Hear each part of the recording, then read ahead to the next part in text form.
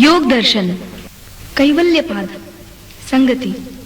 प्रथम पाद में किया समाधि का निरूपण, द्वितीय पाद में दिया साधनों का विवरण, तृतीय पाद में मिला विभूतियों का निमंत्रण, चतुर्थ पाद में कराए कैवल्य में पदार्पण। यदि निष्ठा से किया योग का आचरण, तथा हटा पाए हम अज्ञान का आवरण। सर्वप्रथम वर्णित है यहाँ कर्म एवं वासना का रूप, तदुपरांत वर्णित है प्रकृति एवं चित्त का स्वरूप। तत्पश्चात बताए आत्मा देखता चित्त के अनुरूप, यही है आत्मा का प्रकृति से बंध का स्वरूप। अंततः वर्णित है पुरुष का प्रकृति से वियोग, और आत्मा का निज स्वरूप में नियोग। क्या कहो कि आत्मा का परमात्मा से संयोग, इसके साथ संपन्न हो पातंजल अष्टांग योग। सूत्र पाठ। जन्मौषधि मंत्र तपः समाधिजाः सिद्धयः। सूत्रार्थ। सिद्धियां उत्पन्न होती जन्म औषधि मंत्र तप या समाधि से। भावार्थ। मन ही है अनंत दिव्य शक्तियों का स्रोत, सिद्धियां प्राप्त होती यदि जगे इसकी ज्योत। दैवी अनुकंपा से पावे शक्तियां कुछ जन्म से, कुछ इन्हें प्राप्त करे औषधि या मंत्र से। अन्य प्राप्त कर पावे तप के अनुष्ठान से, पर योग का विषय है प्राप्ति समाधि के मार्ग से। किया गया उनका वर्णन केवल यहाँ संदर्भ से, कैवल्य प्राप्ति होती नहीं उनके आरंभ से। जन्मजा। प्रतिभाशाली शकुंतला देवी विश्व में है प्रसिद्ध, जन्म से ही गणित के लेखे जोखे में है सिद्ध। मानसिक गिनती से ही कोटि कोटि का हिसाब करे, क्षण में उत्तर देने से मानवीय कंप्यूटर का नाम धरे। यूरी गैलर ने अपनी आत्मकथा में वर्णन किया, 4 वर्ष की आयु में माँ को बता दिया, अमुक दिन द्योत में क्या जीता या क्या हारा। युवावस्था में दृष्टिपात से लोह शाखा को मोड़ डाला। डॉक्टर ने बिल विमाने एक अद्भुत परीक्षण किया। निरक्षर जॉर्ज वैलेंटाइन जब ध्यान में स्थित हुआ, दिवंगत चीनी दार्शनिक कन्फ्यूशस से संपर्क किया। मृत प्राय चीनी कविताओं का अर्थ साक्षात किया। ध्यानावस्थित वैलेंटाइन पर अन्य परीक्षण किया, जिसने संस्कृत अरबी फारसी ग्रीक पद्यांशों का अर्थ किया। कठिन है यह कहना अन्य आत्माएं आकर करती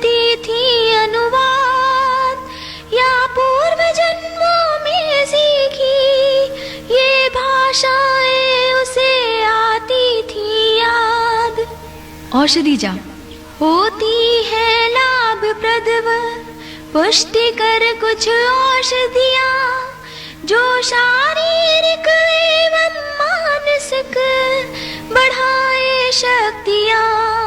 सोमरस आदि की ग्रंथों ने बताई शक्तियाँ, सेवन से इनके पाई कतिपय ने सिद्धियाँ। आसुरी जगत में औषधि सेवन हुआ प्रसिद्ध, भ्रांति एवं पथ भ्रष्टता के भय से मानो इसे निषिद्ध। पाश्चात्य देशों में वैज्ञानिक परीक्षण किए गए, कुछ रासायनिक तत्व लाभप्रद पाए गए। इन्हें LSD एवं लाफिंग गैस के नाम मिले, सेवन से जिनके अनुभूति का आभास मिले। अल्डुअस हक्सली ने भी था इसका सेवन किया, मृत्युशैया पर सेवन कर था शांतता का भान किया। मंत्र जा मंत्र सिद्धि की विधि साधकों में बहुत प्रचलित हुई, प्रणव व गायत्री जाप की अति उपयुक्त मानी गई। भावना की निधि है इस विधि में छिपी हुई, वैसी सिद्धि प्राप्त होती जैसी मंत्र में श्रद्धा रही। करें जादू टोने में कुछ तांत्रिक मंत्र विधि का अभ्यास, पिशाच वृत्ति आध्यात्म विषयों में है उनका उपहास। कदाचित नहीं करना चाहिए ऐसा कुत्सित प्रयास, शास्त्र एक मत हो कहे वे करे प्रेत योनियों में वास। ऋषियों ने दिव्य दृष्टि से देखा जगत का तंत्र, सृष्टि रचना विधान प्रति रचित किए कुछ मंत्र। मनस्वियों ने अर्थ रूप में वश में किए वे मंत्र, सिद्धियां प्राप्त कर प्रकृति अवरोधों से हुए स्वतंत्र। आइंस्टीन की E बराबर mc² भी है एक महामंत्र। वैज्ञानिकों की सैद्धांतिक युक्तियां भी एक रूप में है मंत्र, क्योंकि निहित है इनमें सृष्टि संचालन का तंत्र। तदानुरूप अन्य वैज्ञानिकों ने रचित किए सहायक यंत्र। ये भी है मंत्र जा सिद्धियां जो प्रकृति अवरोध से करे स्वतंत्र। यदि परमाणु अस्त्र आविष्कृत हुए मानो प्रकृति विरुद्ध षड्यंत्र। इस संदर्भ में आवश्यक है वैज्ञानिक एवं राजनीतिज्ञ भी जाने योग का मंत्र। ध्यान आदि से शांत करे अपना मन व स्नायु तंत्र। अहंकार वश न माने अपने को, ईश विधान से स्वतंत्र। लोक कल्याण हित कार्य करे, माने स्वयं को पुरजाईश का यंत्र। तप जा तप जा सिद्धियां प्राप्त होती तप के अनुष्ठान से। यम एवं नियम आदि को जानिए सच्चे तप के नाम शारीरिक यातनाएं बनी तप केवल अज्ञान से, कुछ भी प्राप्ति नहीं होगी इनके अनुष्ठान से। शिक्षा ले सकते हैं हम महात्मा बुद्ध के दृष्टांत से, वर्षों यातनाएं सहन कर मुख मोड़ लिया इनके अनुष्ठान से। समाधि जाप।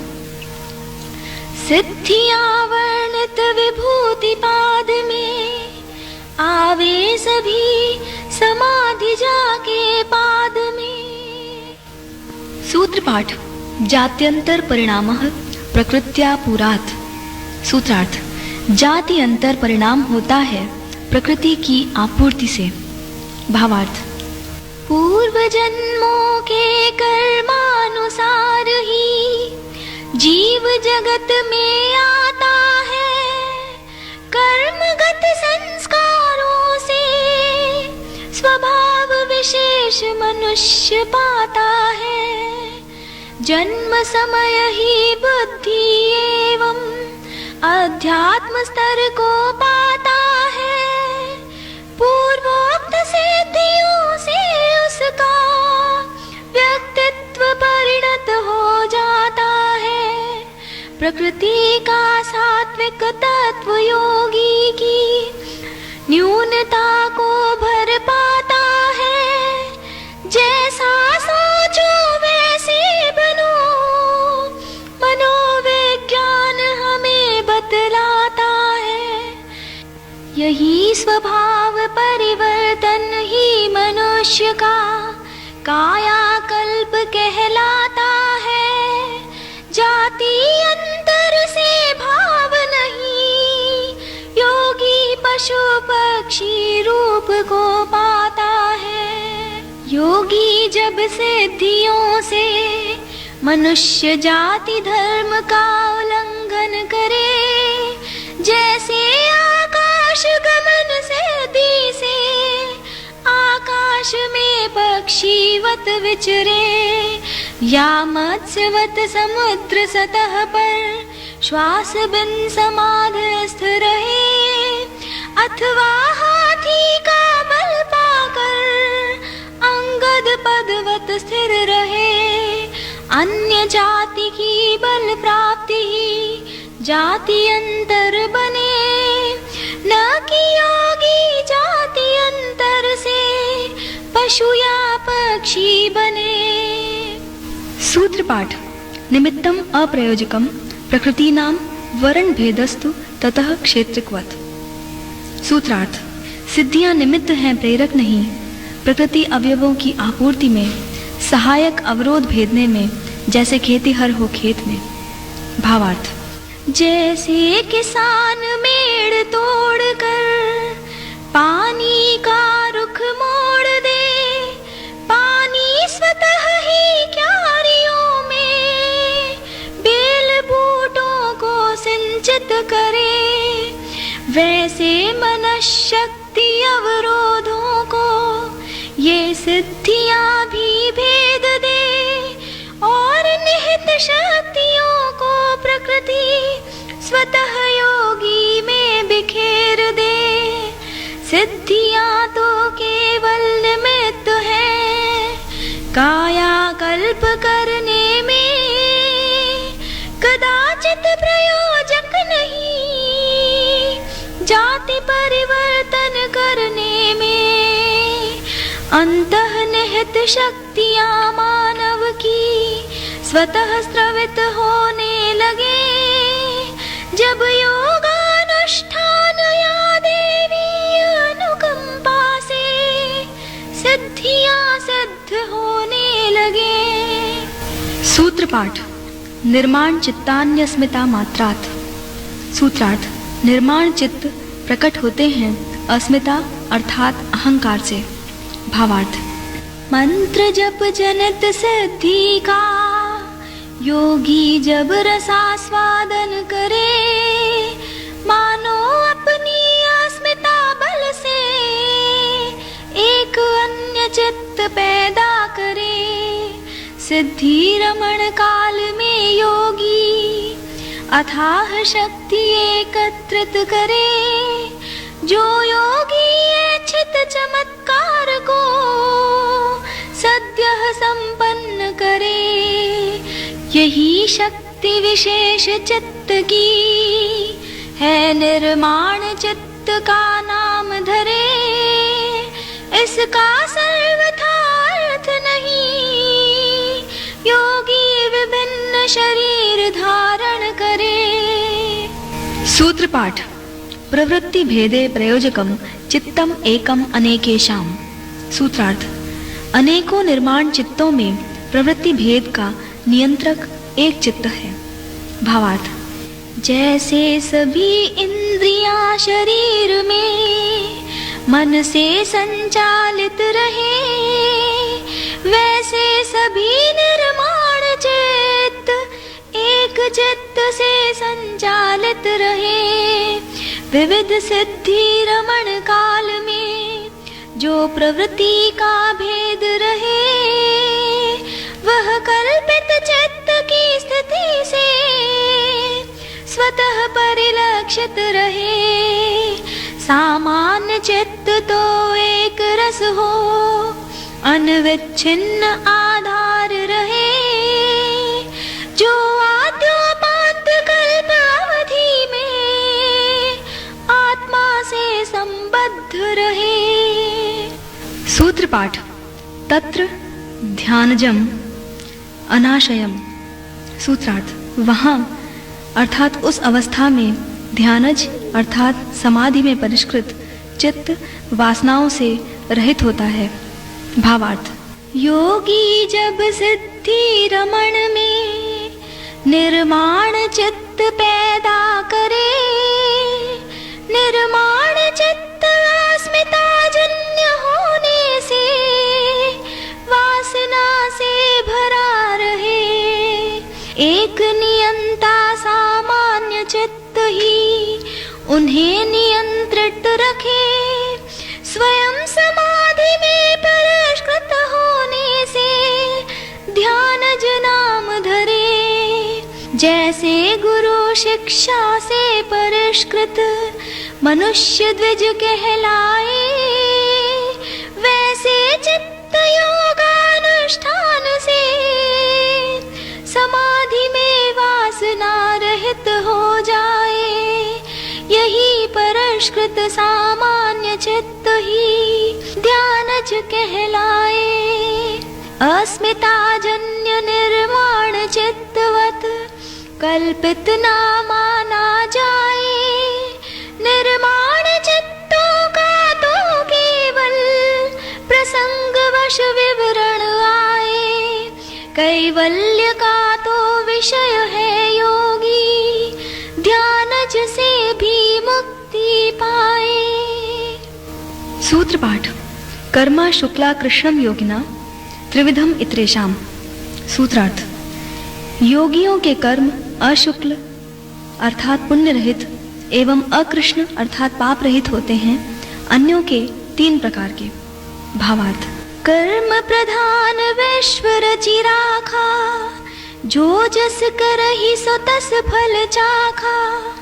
योगी से जो कारज होई, पाप पुण्य ना लागे कोई। योगिन कारज होत निष्कामा, ले जावत उन परमम धामा। अन्यन कारज त्रिविध होई, पाप पुण्य या मिश्रित सोई। भोगिन कारज होत सकामा, फिरत रहत योनि नाना। सूत्र पाठ। ततस्तद विपाकानुगुणानामेव अभिव्यक्तिर्वासनानाम। सूत्रार्थ। उससे अर्थात त्रिविध कर्मों से उनके फल के अनुकूल गुणों वाली वासनाओं की अभिव्यक्ति होती है।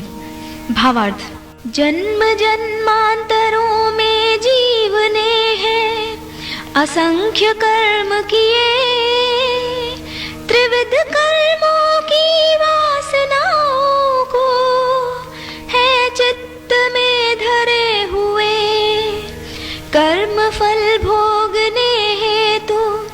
विविध योनि शरीर धारण करे, वैसी वासनाएं उभर पड़े, जैसे योनि धारण करे। आवश्यक है यहाँ समझ लो कर्म का विधान, अन्यथा नहीं समझ पाओगे योग का प्रयोजन महान। जीव कर्म करने में स्वतंत्र, फल भोगने में है परतंत्र। इसी कर्म विधान का गीता बताए मूल मंत्र। सर्वज्ञ सर्वत्र सर्वाध्यक्ष, ईश ही है कर्माध्यक्ष।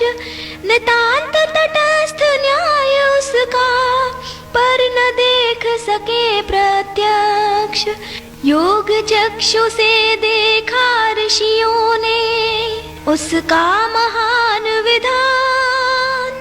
अन्य तो लगा सकते हैं केवल किंचित अनुमान।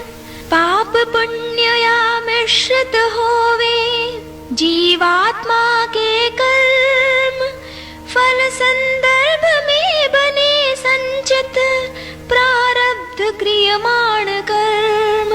जन्म जन्मांतरों के कर्मों का संग्रह कहलाए संचित कर्म। जीव फलार्थ लाए जन्म समय जो है वे प्रारब्ध कर्म। जीवन काल में जो हो रहे कहलावे वे क्रियमाण कर्म। प्रारब्ध यदि कम करे क्रियमाण बढ़ाए संचित कर्म। जीव कर्म जाल में फंसा रहे जब तक ना पाए इससे भेदने का मर्म। सभी कर्म छोड़ते मानस पटल पर अपना अपना संस्कार। ये संस्कार पुनः स्मृति रूप में करते अपना उतार। फल भोग स्मृति रचा रखे वासना का विस्तृत संसार।